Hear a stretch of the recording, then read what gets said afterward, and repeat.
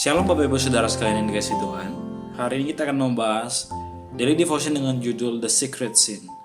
Nats kita terdapat dalam 1 Raja-Raja 15 ayat 11. Demikian firman Tuhan.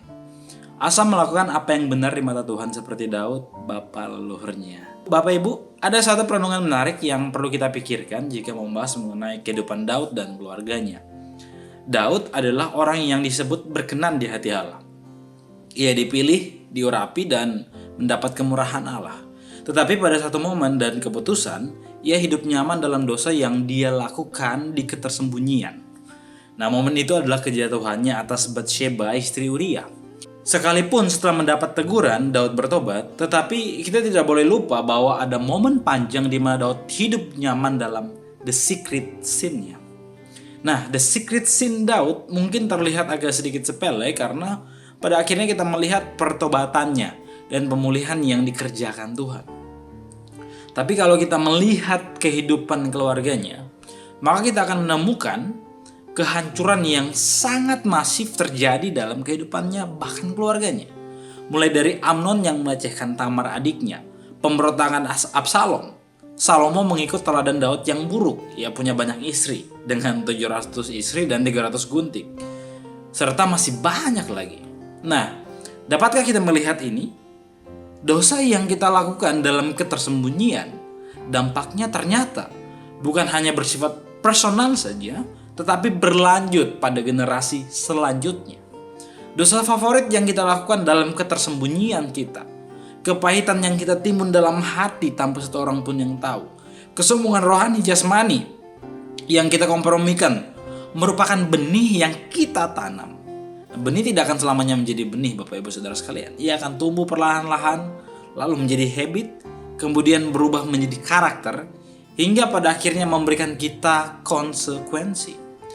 Mungkin dampaknya akan menghancurkan masa depan, keluarga, pelayanan, bahkan panggilan kita secara pribadi.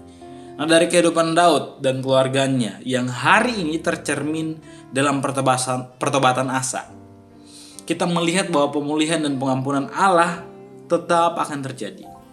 Hal yang sama juga akan terjadi pada kita ketika kita belajar melakukan pertobatan yang sungguh-sungguh kepada Tuhan. Tapi kita tidak boleh lupa bahwa konsekuensi atas dosa kita tetap akan ada.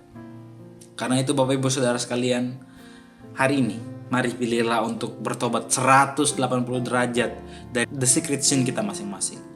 Akuilah itu di hadapan Tuhan. Cari mentor rohani jika ada dosa-dosa yang susah untuk kita lepaskan. Mintalah anugerah Tuhan untuk menuntun kita melalui Roh Kudus-Nya.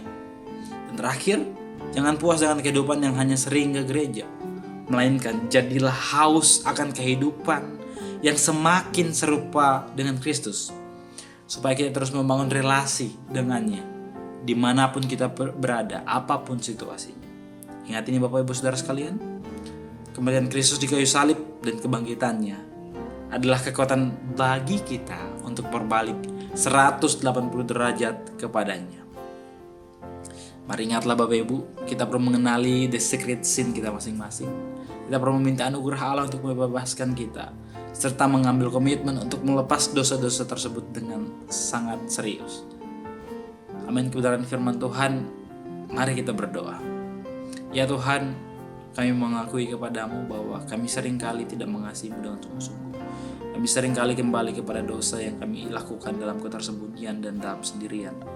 Tolong kami Tuhan untuk kami terlepas dari the secret sin kami masing-masing, supaya kami hidup bebas dalam pengampunan yang telah Engkau berikan.